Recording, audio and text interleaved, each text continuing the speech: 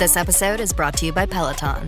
Break through the busiest time of year with the brand new Peloton Cross Training Tread Plus, powered by Peloton IQ. With real-time guidance and endless ways to move, you can personalize your workouts and train with confidence, helping you reach your goals in less time. Let yourself run, lift, sculpt, push, and go. Explore the new Peloton Cross Training Tread Plus at onepeloton.com.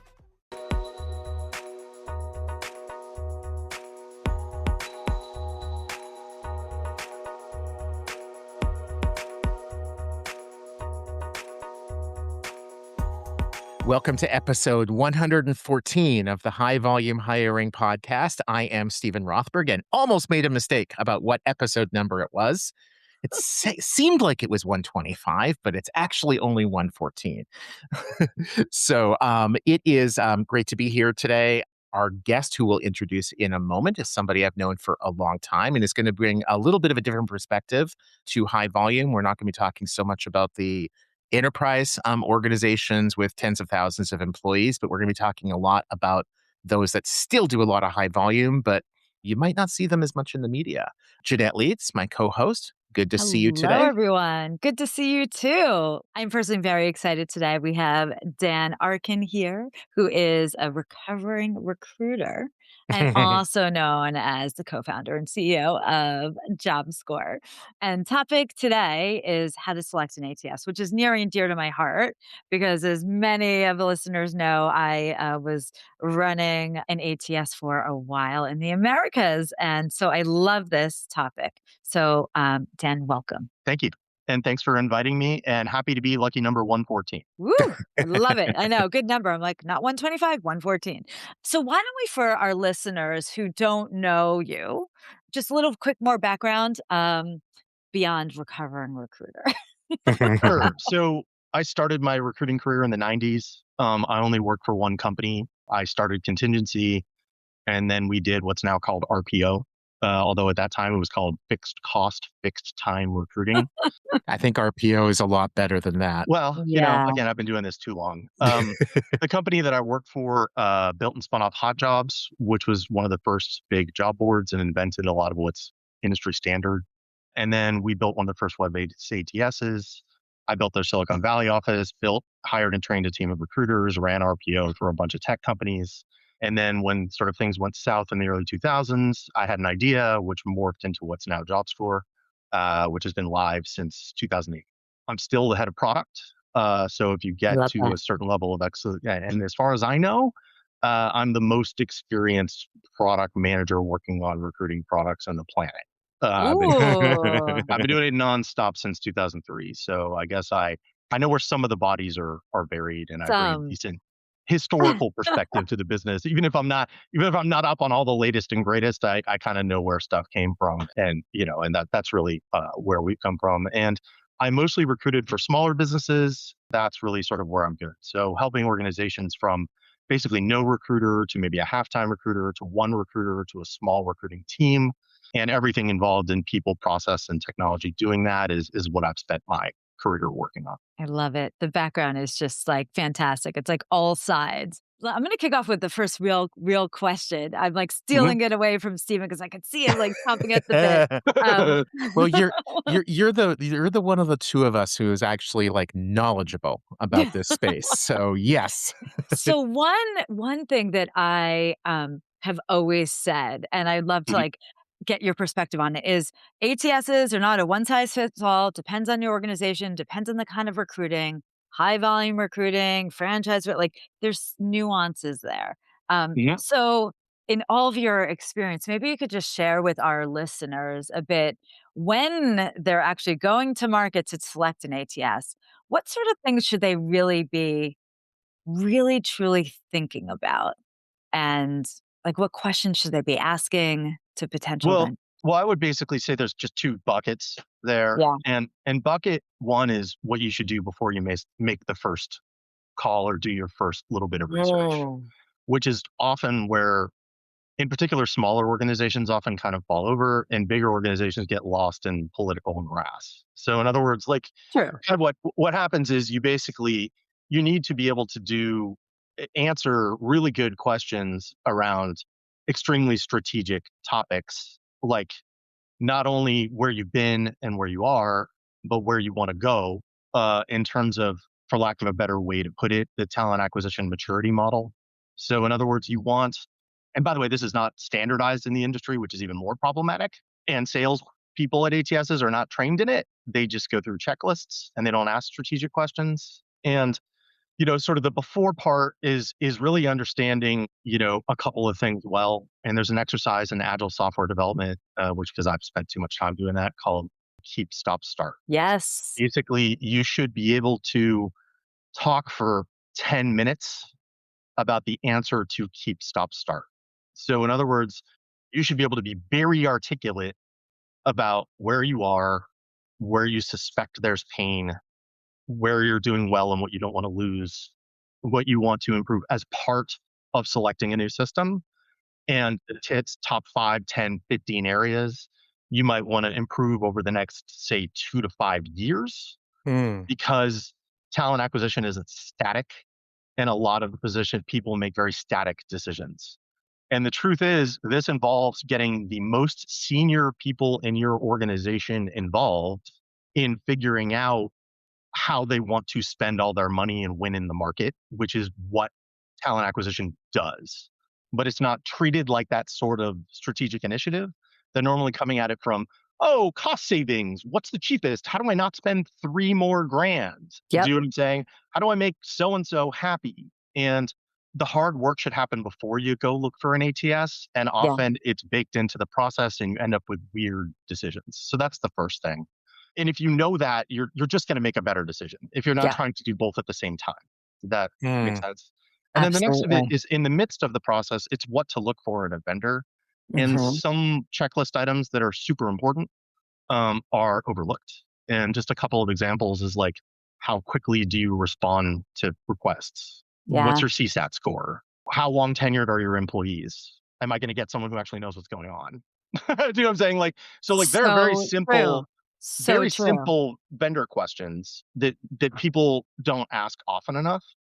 And that's partially my frustration. Our answers to those questions are good. Do you know what I'm saying? But like, so you're like, I think about them. Well, yeah, but Exactly. you can't, but the truth is I shouldn't be telling them that. They should be asking me like, what's your rebuy rate? So when, what's the main reason that you lose customers? Do you know what I'm saying? Like, we don't get asked these questions, and good companies know the answers and are proud of the answers to those questions. And they're just not asked as often, in my opinion, as they should be, because they're what matters. So in sum, I've been talking too long, but like people look at it as this very narrow transaction of this problem we have today based on someone yelling. And it's like, that's often not a great way to make a decision about the platform that your company is going to use to figure out how they're going to spend like 80% of their money, which is what recruiting systems are. Optimize your business with a Workforce AI Edge powered by Visier. Make smarter decisions and achieve better outcomes with real-time AI insights delivered to every people leader. Explore more at visier.com. Speaking of questions to ask, one that I definitely wanted to get out because I think it's front of mind for everybody right now are 2 little letters, A followed by the letter I. There's a lot of news about ATS vendors, organizations that are sort of adjacent to ATS being investigated, being sued, losing customers, not signing. I mean, there's just like a lot of trouble. At a high level, it's sort of like, I don't know why anybody is trusting the AI to be making hiring decisions. No one should trust an AI to make a hiring decision. That's insane. Yeah, and we were talking a little bit about this in the green room, and I thought your answer was interesting about, I think that there is this perception in especially organizations doing a lot of business, hiring, whatever, that they have to use AI. And for the audience, what are your thoughts about ATS and how important it is that they use AI to help the recruiters do their jobs better, rank, match, score? It's hard to give very simple answers to this question. It's obviously a complicated topic, and I am not an expert. So 3 words or less. Just kidding.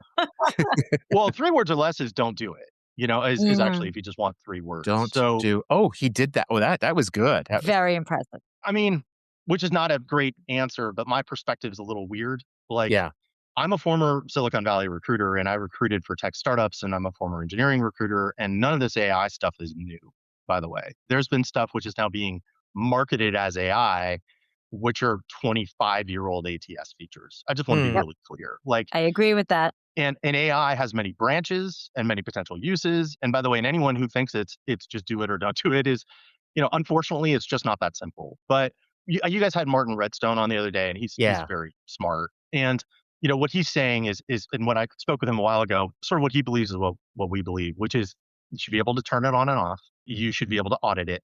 And in my opinion, you should have probably years of checking the validity of the results before you let it make decisions for you. Like very large numbers of cycles of making sure that it's working correctly. And then you need a strategy to monitor that. And the technology to do that doesn't exist yet. So it's leading edge stuff. And I've been in recruiting a long time. It went from bleeding edge 2 years ago to leading edge now. Does that make sense? Yeah. It's no Yeah. longer, wah! It's like this is something you need to learn about. Yeah. And I think what's important is it should impact specific recruiting tasks that are done in your process. So it should be evaluated like any other technology, and AI is not special. So at the end of the day, what AI will do is automate things that happen in the real world in a slow and expensive way.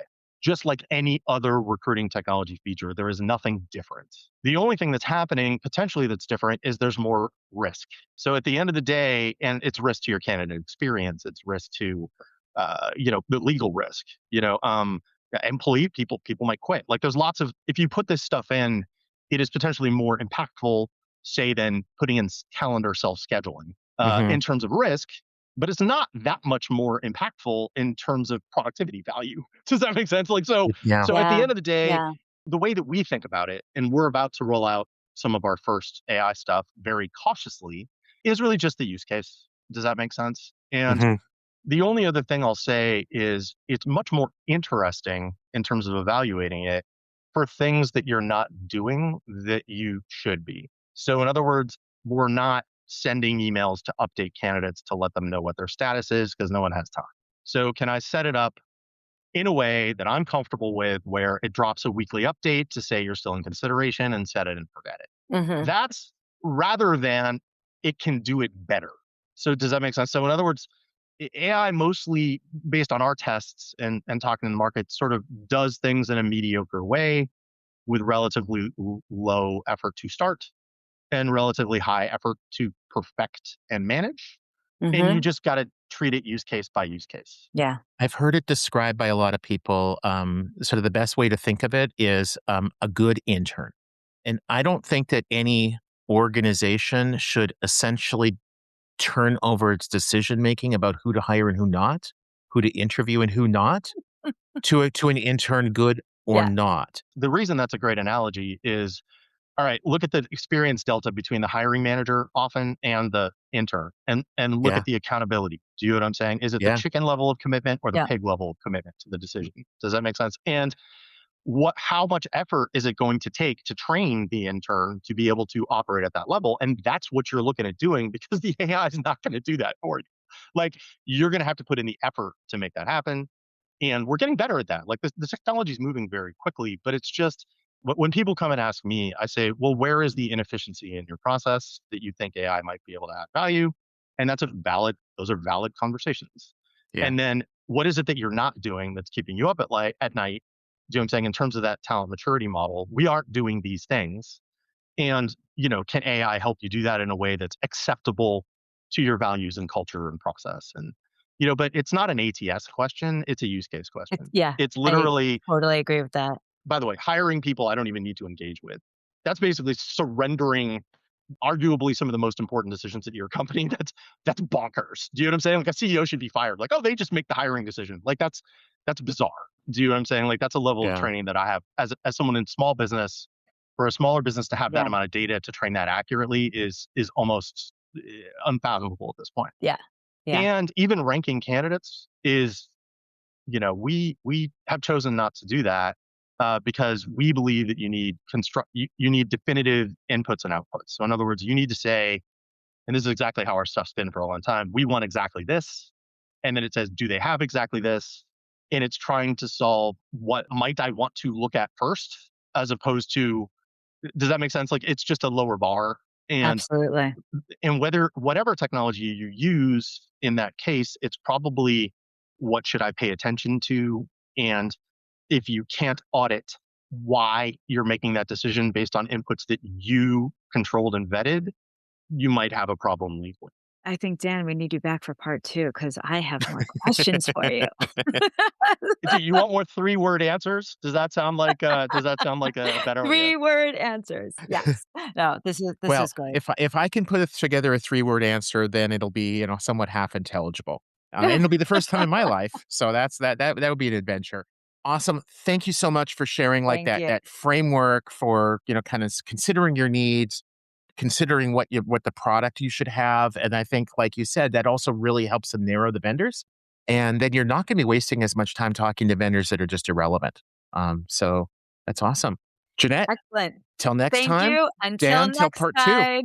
Part 2 coming up. Stay tuned. Thanks. Bye, everyone. Cheers. Well, the holidays have come and gone once again, but if you've forgotten to get that special someone in your life a gift, well, Mint Mobile is extending their holiday offer of half off unlimited wireless. So here's the idea. You get it now, you call it an early present for next year. What do you have to lose? Give it a try at mintmobile.com/switch. Limited time 50% off regular price for new customers. Upfront payment required. $45 for 3 months, $90 for 6 months, or $180 for 12-month plan. Taxes and fees extra. Speeds may slow after 50 gigabytes per month when network is busy. See terms.